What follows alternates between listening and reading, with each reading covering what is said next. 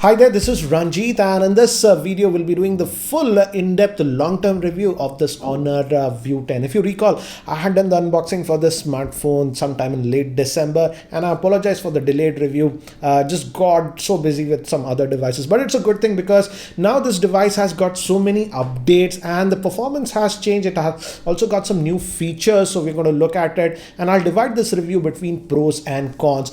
And I was using this device for quite some time. Always it was my sort of the secondary smartphone, because one thing that I love on this smartphone is the battery life. But before we get ahead and talk about what I liked about this device and what are the things that are still annoying on this device, let's talk about the specs of this Honor V10. As you can see, it is powered by the Huawei's Kirin 970 chipset, which is also having artificial intelligence due to the NPU. It is having a 5.99-inch Full HD screen with a resolution of 18:9. It comes with 6 GB of RAM and 128 GB of storage. It has a dual rear-facing camera setup, a 13-megapixel front-facing camera, and other specs are on the screen. So let's jump between the pros and cons, what I liked about the device and what are the things that I did not like about the device. Let's start with the pros first.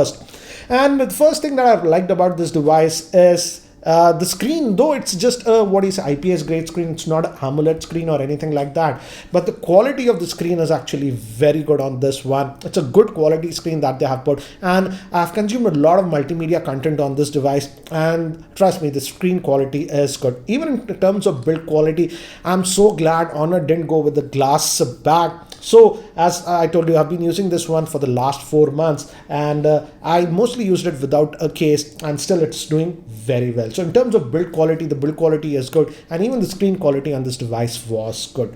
Now moving to one feature that I started loving on this device, and I think so in India as of now, this is the only device that does it as of now.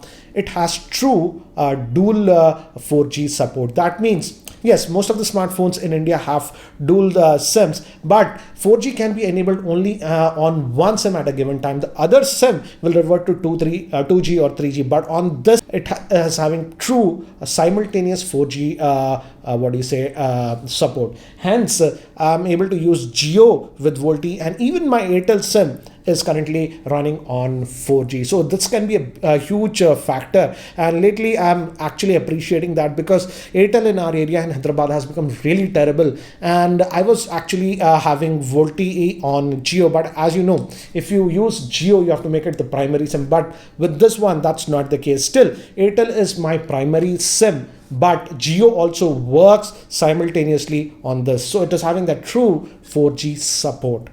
Now moving to another thing that was not there when this device was launched, and we got it via an update, and that is face unlocking. And the good thing is that apart from face unlocking, we also have the fingerprint scanner, which is also very responsive. As you can see, we got that face unlock via software update, and it works. But again, it's not totally foolproof. Let me show you. Sometimes I have a light actually at the back which might interfere. As you can see, it's taking time.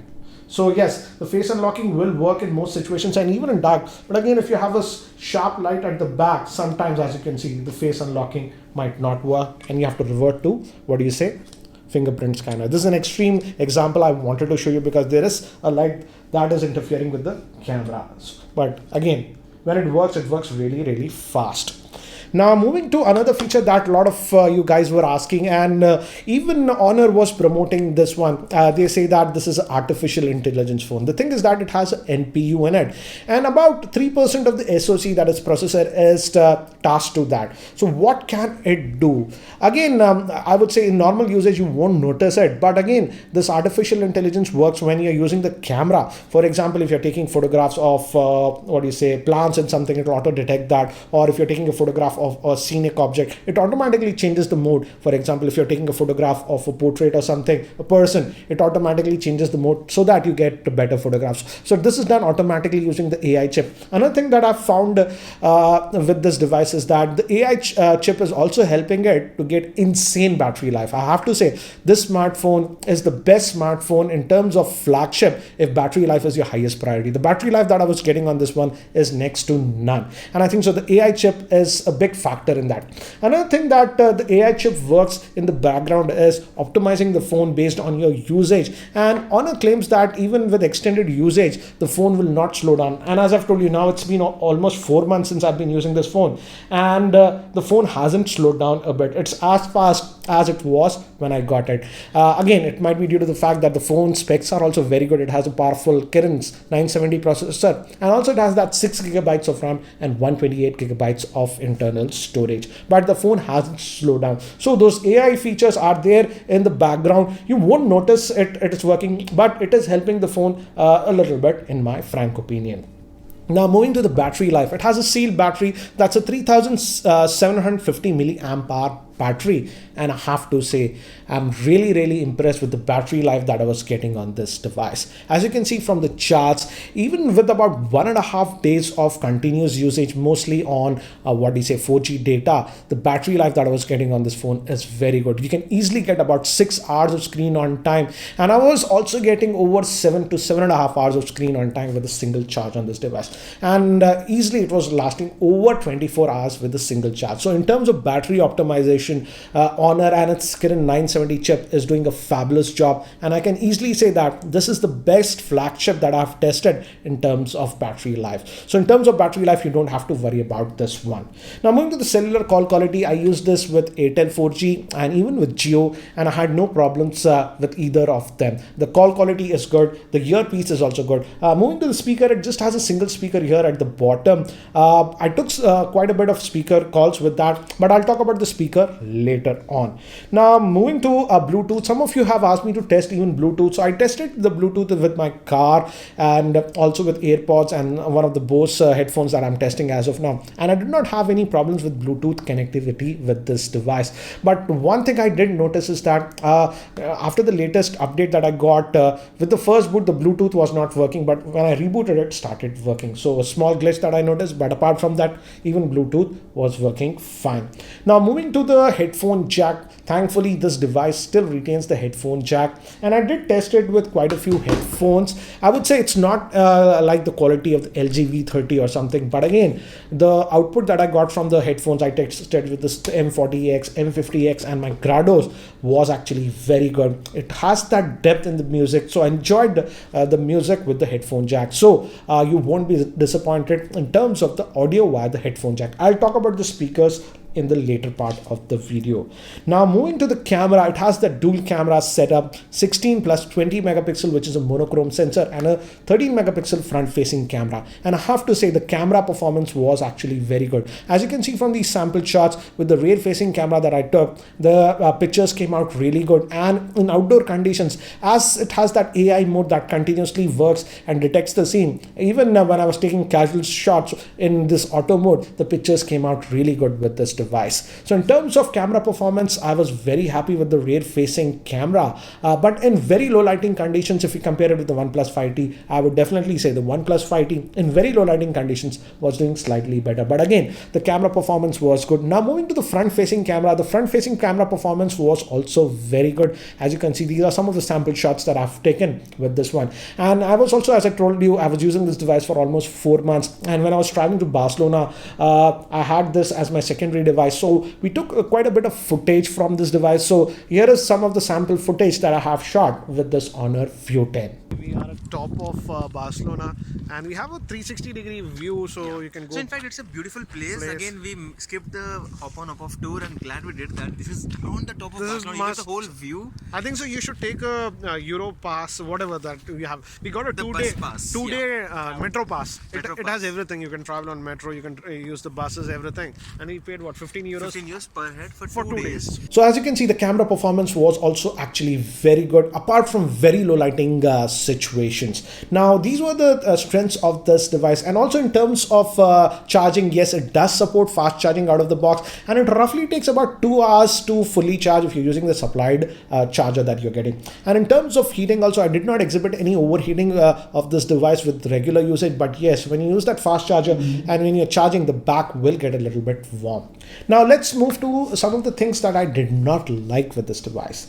And the first thing that I really hated about this device is that This is a camera-centric smartphone that Huawei Honor is pushing. And it has that great camera at the back, and it can record video in 4K, 1080p at 60 FPS, etc. But in terms of stabilization, it does not have any stabilization, no optical image stabilization or even electronic image stabilization, which is a big bummer because many of the smartphones that cost quite less, yes, they might not have optical image stabilization, but they employ electronic image stabilization. But the electronic stabilization is also not there on this phone. So if you use this phone to shoot video and if you walk, the experience won't be that good. Here is a sample that I shot for your reference.